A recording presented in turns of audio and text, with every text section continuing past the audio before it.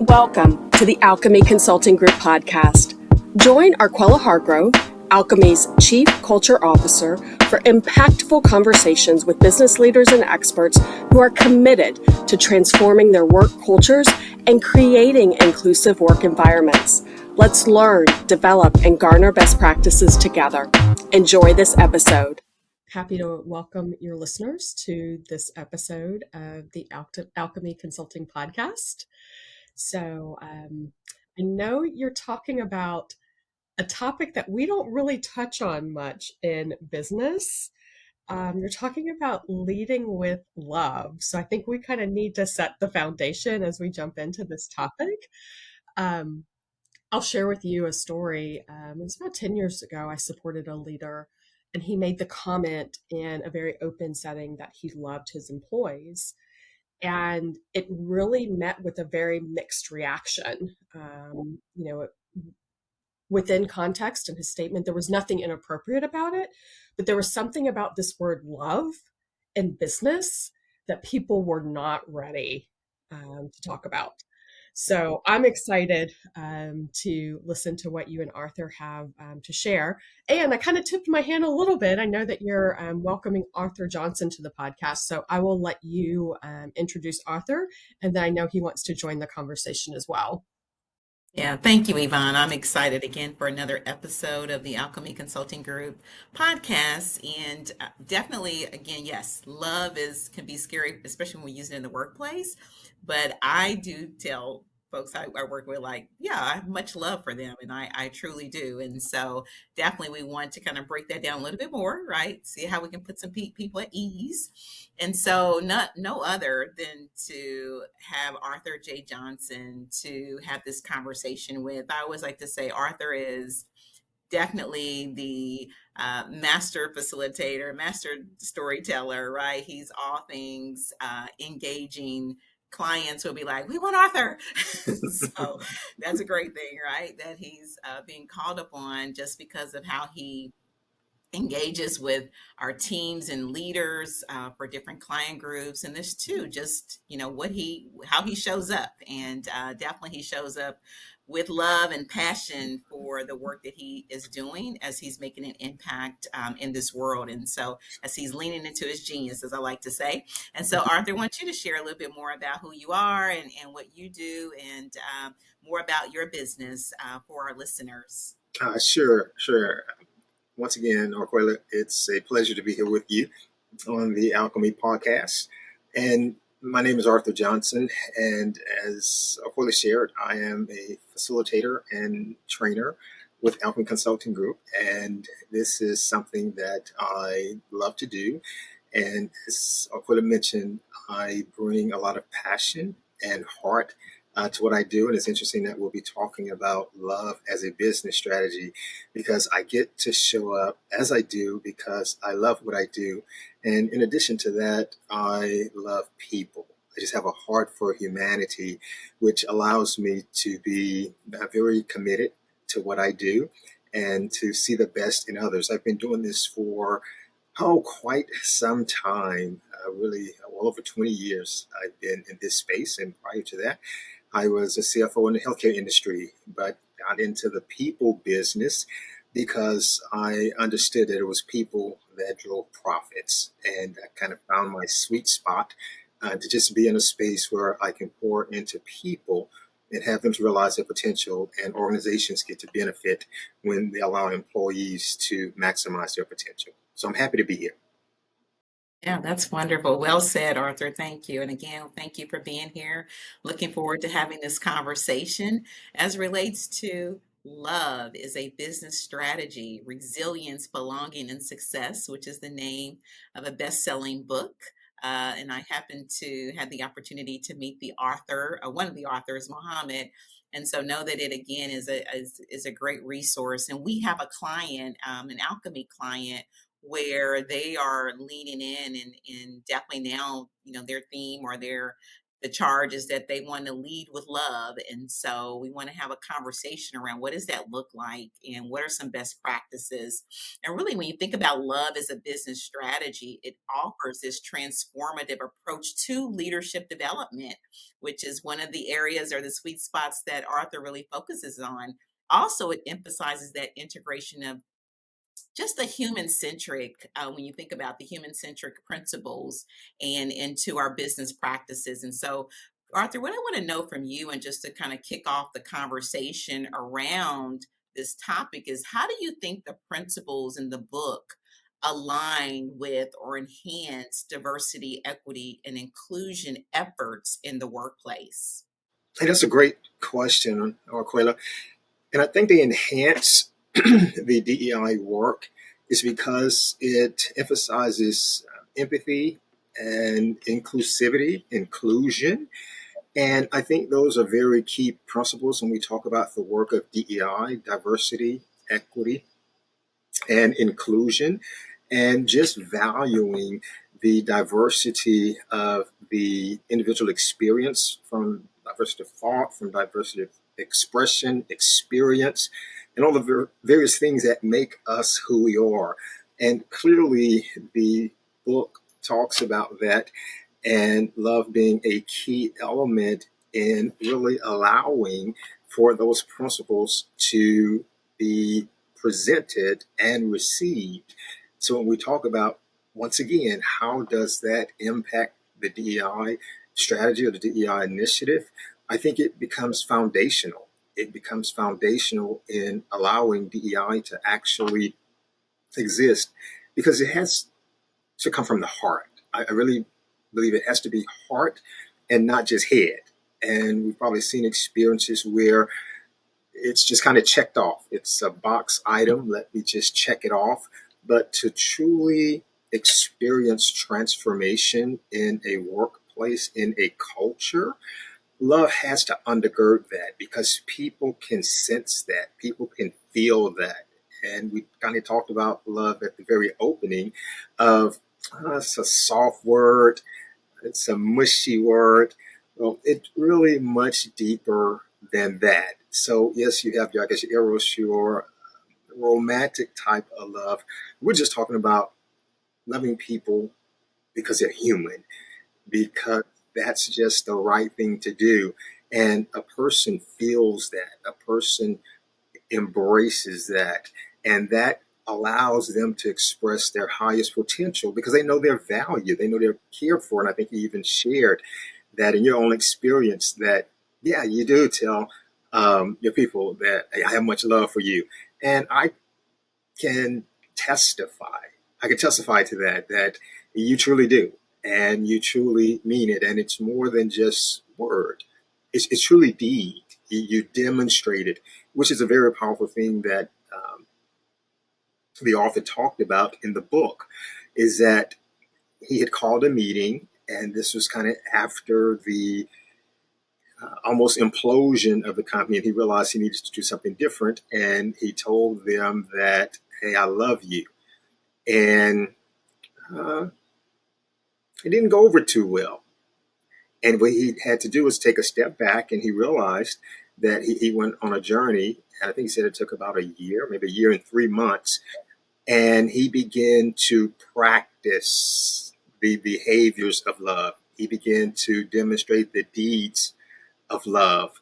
And it wasn't just a word at that point, but people actually experienced it because it was shown by way of demonstration. So, kind of to answer your question, uh, yes, I believe the principles from the book definitely undergird the DEI initiative and the transformation work that's before us.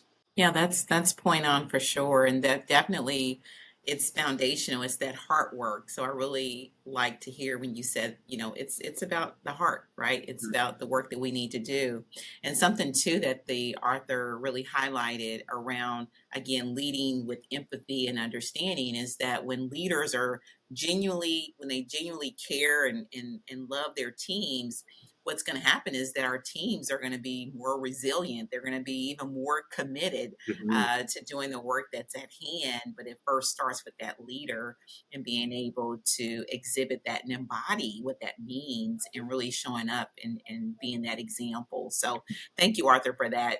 Really, again, just kind of continue with the conversation and thinking about now looking at leadership development, which is one of the areas that you focus on. And again, that's your genius. But when you think about this book, right, Love as a Business Strategy, in what ways did you find through the book that really influenced your approach to leadership development?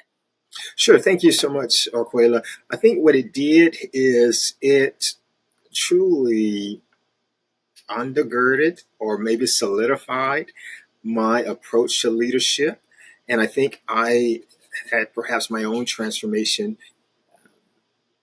in this regard to my leadership development, as I shared before I came out of the financial world. And my rise to success, I would say, I went from a financial analyst to a CFO in a matter of 7 years. But in each one of those progressional experiences, it was about the people that I had the opportunity to give leadership to. Now, I did crunch numbers, met with board members, shared strategy, and yet it was still the people that supported me that allowed me to do what I did. And I understood that. So I understood that it was about people and building people and allowing people to operate in their genius. So from a leadership development standpoint, I grew into a human centric focus, meaning it being all about the employee. I understood that I was there to serve them. And even as I think about love as a business strategy and love being at the foundation, it seems like it borders on servant leadership, and it does. It does. It's kind of almost like maybe the next level, I would say. And we kind of talk about the golden rule, and as you know, at Alchemy, we've coined the platinum rule, right? So it's kind of taken to that next level. So clearly, servant leadership, understanding why you're there to serve. It's kind of taking those servant leadership principles and empowering your people. Well, utilizing the love as a business strategy, it's just really being upfront about how you are demonstrating your care for your staff, for your employees, and then they are actually relating to that and reciprocating by, as you said, being very resilient, being willing to bounce back and have the capacity to bounce back because the environment is such that they can do that. And the author also mentioned, once again, in his transformation, that he heard an interview, and it was by Todd Herman, the coach of the Houston Cougars. And the Cougars were losing, and individuals were beginning to leave. And it was he and his brother, and he thought, hey, should I stay and watch the game? And he did, because they didn't have anything to do. It was just him and his brother. And this is when the company was almost at its bankruptcy point, and he really just didn't have anything else to do. And he stayed. And the Houston Cougars actually came back and won the game. I think it was 35-34. And in the post interview, Coach Todd Herman said, he was asked, how did the team come back? And he said, those guys love each other and they play for each other.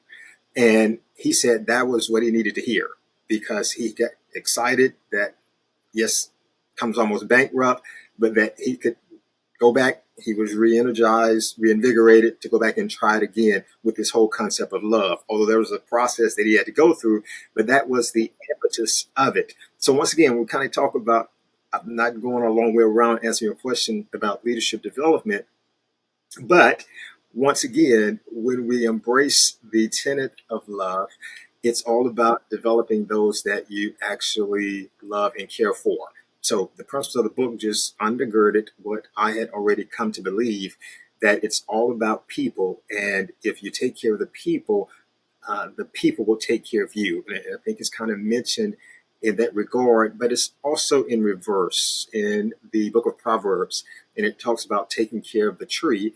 And basically, the tree will take care of you. You take care of the tree, the fruit will in turn take care of you. Well, if you take care of your people will in turn take care of you. And that's by way of a demonstration of love. Love it. I love it. I love it. Right. Just the corporate, and then we have a little church going Yes. on. So I love it.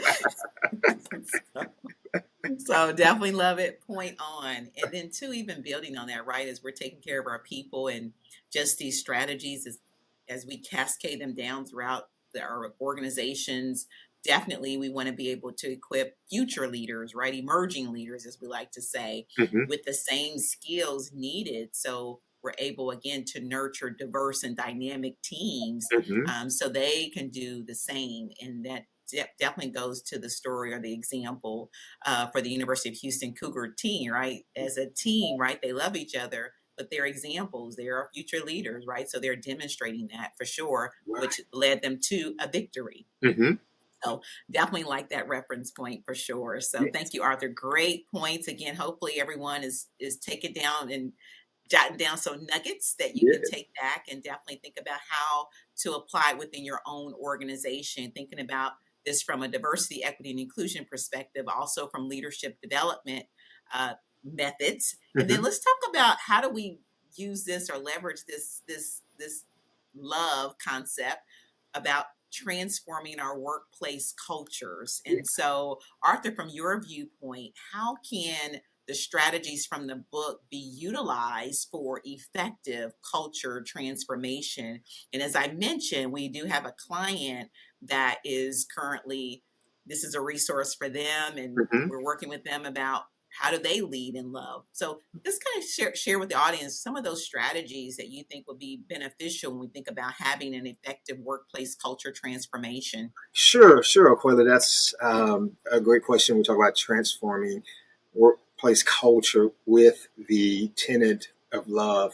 And as the book would talk about, it lends itself to trust and empathy, because when an individual is experiencing trust with their leader and there's empathy demonstrated by their leader, that begins to have a positive influence and impact on not only that individual, but everybody else that's connected to that individual. Because when we talk about culture, it's just not one person that is going to it's going to shape shift the culture. It's going to be everybody, but yet I believe it starts with leadership, and it starts by way of demonstrating those strategies and principles of transformation that can allow it to take place, because we're just leading a different generation now. We're leading a Mhm. generation of watchers. And what I mean by that, they're watching what we do per se more than they're listening to what we say. I think they're still listening, but they're giving us credibility by what we do. So, are you doing things that are trustworthy? I think at the Alchemy Consulting Group, we have a course on building and sustaining trust and those things that we can do on a daily basis that are either building trust or breaking trust. And as leaders, we have to be mindful of that, because everything that we do on a daily basis, it's either creating a transformative workplace or it's creating, I guess, for lack of a better term, a non-transformative workplace that actually becomes toxic. And I think Manwart kind of talked about his own experience and what he had created as the work culture within Softway, and it had become a culture of toxicity. But what I love about him, and perhaps the writing of the book, is that he took 100% responsibility for it. And I think as leaders, we have to. The buck stops with us. It starts with us and ends with us. And he did some self-reflection and realized that everything that was occurring was his fault. It was his responsibility. And if it was going to get corrected, it was because he corrected himself. And I just love that from a leader standpoint, because John Maxwell says this, and it is so true. And I think he said in the 21 Irrefutable Laws of Leadership that the organization will only rise as high as the level of his leader. He called it the law of the lid. So if a leader is at a 4, there's no way the organization can be at a 5 because we now have dysfunction. So as the leader rises, he causes everyone that he's giving leadership to rise. So from a standpoint of transforming workplace culture, well, we now have trust that the leader is demonstrating. We now have empathy that's being provided. And that just creates a more inclusive and collaborative work environment. And everybody is able to express their highest potential. And as I love to say, achieve their highest level of performance because the environment is right. And that leader is responsible for setting the temperature of that environment for talent to be expressed from all its participants. Yeah, definitely, definitely. I totally agree. And again, definitely, I love John Maxwell, love that quote. Mhm. And yeah, definitely for the leader to show up, and the leader is the example. I like to tell leaders, you're the standard, right? You definitely are setting the tone as the leader, and so being able to be accountable and show what that looks like and sound like. It's okay to say, you know what, I own it. Mhm. And when you do that, when you show vulnerability, you're building trust. Your people trust you even more. They respect you even more. Mhm. And so those are things definitely to think about, right, in our own leadership styles and the way that we're leading teams. And definitely the book emphasizes empathy and vulnerability. Sure. And so, Arthur, when you think about those two words, how do you see these qualities playing a role in this modern day leadership and understanding we do have 5 generations working now, anywhere from Mhm. 18 to 80? What are some things that you're seeing, or what are things that you would recommend so we can, or it's okay to lean in and be empathetic? Yeah. It's okay to lean in and be vulnerable and authentic Mhm. as a leader. Sure, absolutely, Aquila. And truly, empathy and vulnerability for key in leadership, and definitely for us as modern day leaders, because as you said, we have 5 different generations in the workforce. So we're leading on various fronts at the same time. So I think empathy and vulnerability are very key. Empathy, being able to understand and identify with where a person is or what a person is going through, and just being able to identify with their experience and be able to respond to them as such. Identify with their experience and be able to respond to them as such. And then uh, vulnerability, just to be open and honest and transparent, to be open, honest, and transparent. I think that is the essence of vulnerability. And as leaders, we must do that because what does that do? It creates the stage for open communication. Because if my leader is vulnerable, then that gives me the freedom and the confidence to be vulnerable. Because if my leader is willing to acknowledge that they're wrong or that they made a mistake, I'm now willing to admit that I made a mistake or not feel so defeated when I do. And I'll give you a case in point that I've experienced that is so powerful. There was a task that was needed, and the person completed the task, and they delivered it, and they apologized upon delivering it. And this leader said, "No apologies needed." And she said it a couple of times, and I'm like, okay, that's powerful. I don't know if anybody else would get it. It was only to this person, but definitely I was aware of it. But she said, "No apology needed." And I think that speaks volumes because clearly everybody desires to be their very best. Everybody desires to be excellent. Everybody desires to deliver on every deliverable, but it doesn't always happen. And yet, I don't think this leader needed to say no apologies necessary. She could have just accepted that the deliverable had been met, the item had been executed on, and left it at that. But when we talk about empathy and vulnerability, I think she was letting this person know that it's okay. It's okay. You don't have to apologize because once again, it's about the heart. and it's about what's going on the inside. So I'm thinking that those are words of reassurance because that person perhaps knew, hey, I needed to get that at this point in time, but for whatever reason I didn't, and I had to be asked about it. So I'm already dealing with that from an emotional standpoint of what's that inner conversation like now in my leader's mind, because he or she knows that they've now had to ask me for this. So let me give it, and also let me apologize. But then to hear that leader say, no apologies needed. I don't want to say I rest my case, but once again, that's love in action. That's vulnerability. That's a Yeah. leader's leader. And do you not think that that person now will not want to go above and beyond because that leader was okay enough to say no apologies needed? I mean, it speaks volumes, and it's just words like that that causes an employee to be engaged, that causes an employee to go above and beyond, that causes an employee to say, I would rather work for this company rather than the next company. I would rather work for this leader than that leader. Because it's all about how we are making those we're giving leadership to feel. How are they feeling about the work that they're doing with us and on our behalf?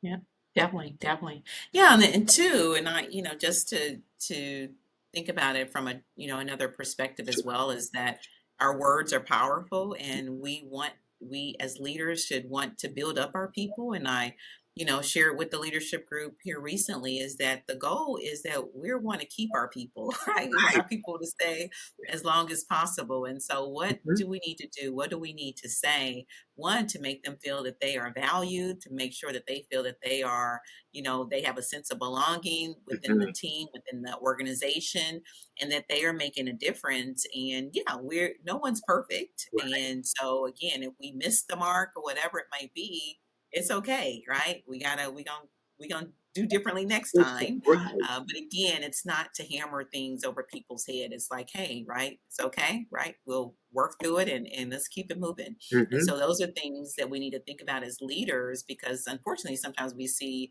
totally opposite, which causes people to want to run away from the the Mhm. company. And so definitely the goal is that how do we keep our people and how do we retain them for even longer periods of time, and make sure that they're engaged, and make sure they have voice, and that they know that they have voice as well. So those are things to definitely for us as leaders to look at and see, right, how are we doing in this area, Mhm. right? Are there areas that we need to do differently, or think about, or assess? And Right. so or think about, to develop, for Mhm. sure. So definitely key points, which leads me to my next question for you, Arthur, Sure. and it is around that employee engagement and retention. Is so, in your own opinion, how could the approach advocated in the book affect employee engagement and retention? Mm. And that's a great question, Arquella. How can it affect employee engagement and retention? I think it can affect it in a positive way.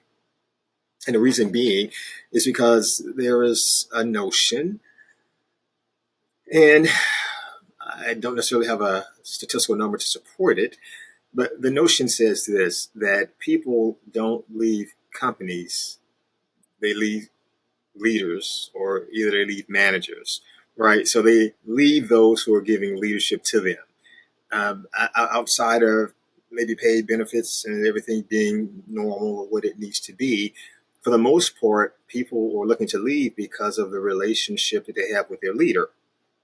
Either they're not feeling valued, they're not uh, feeling that their voice is being heard.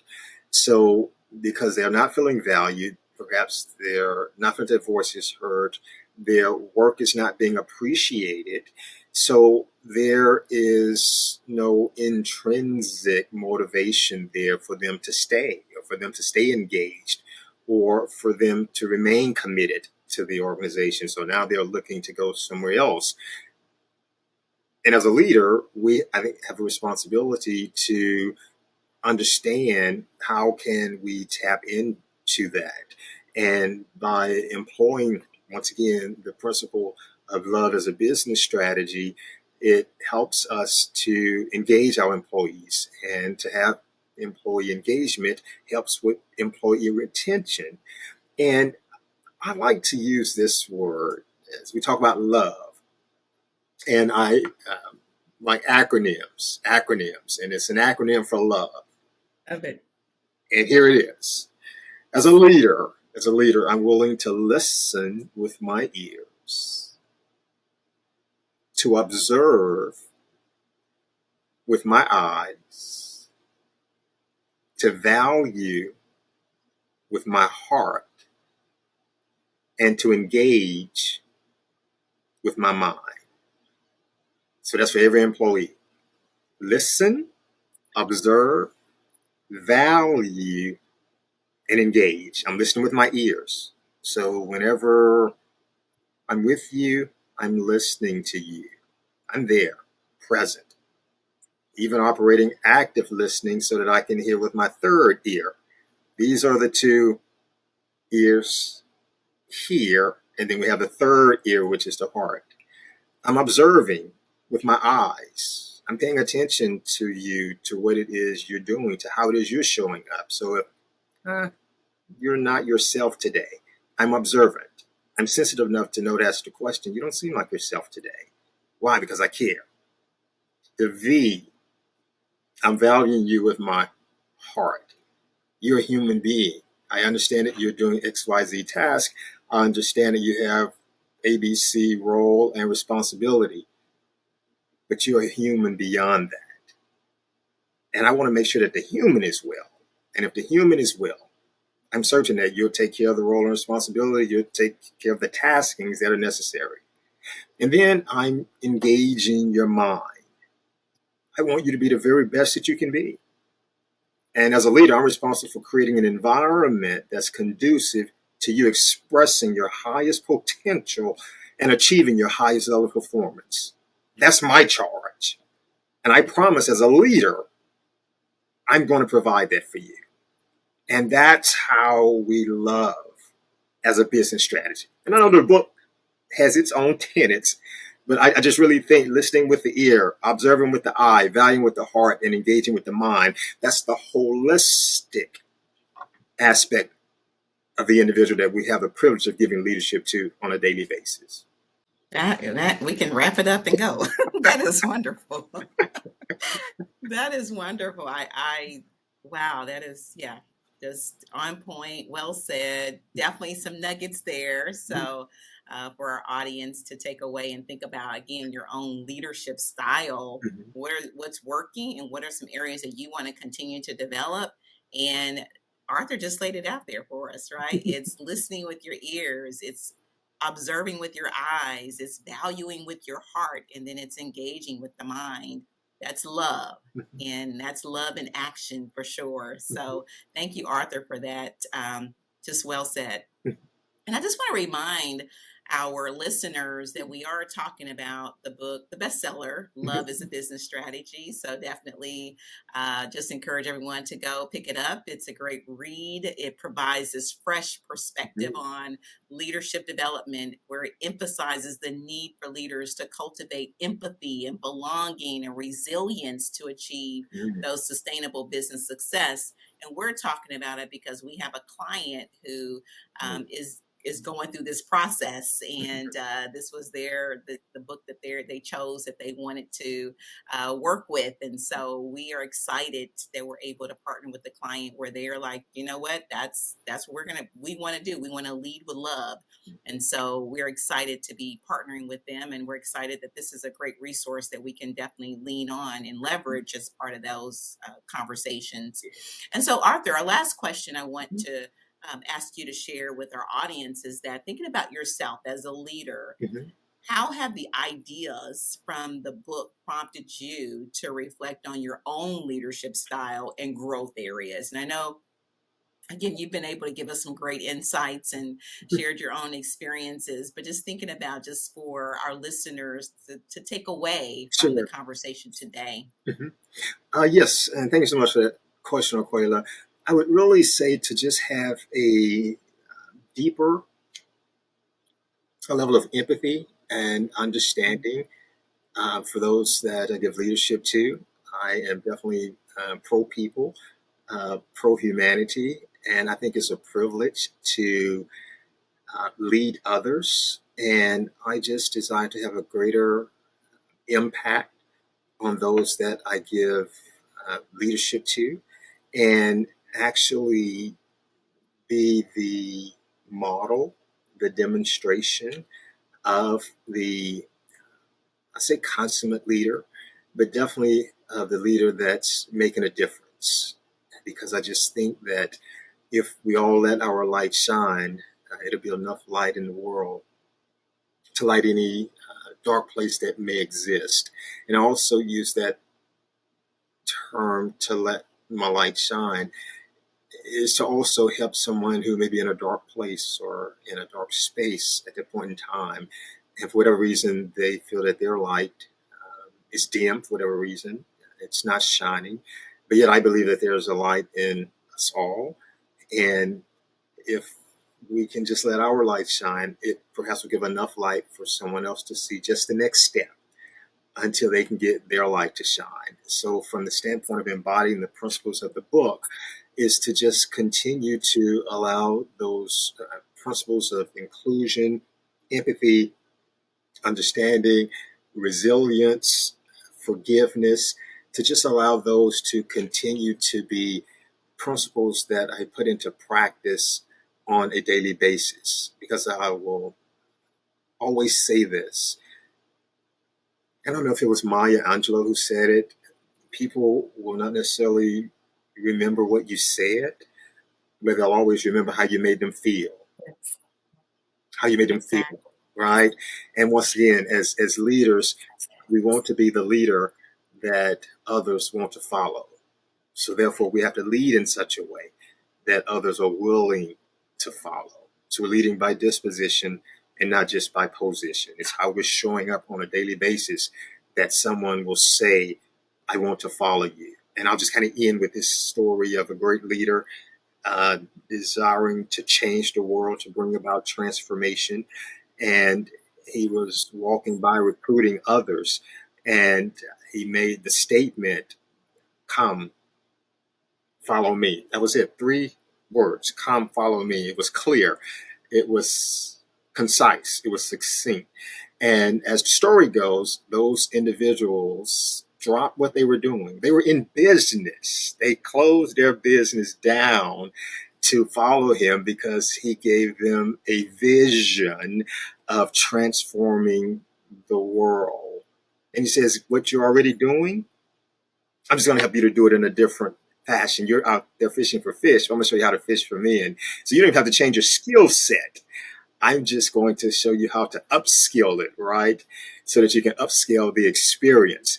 And that's the kind of leader that we want to be. That we don't have to coerce. We don't have to condemn, for that matter. All we can do is just make the call.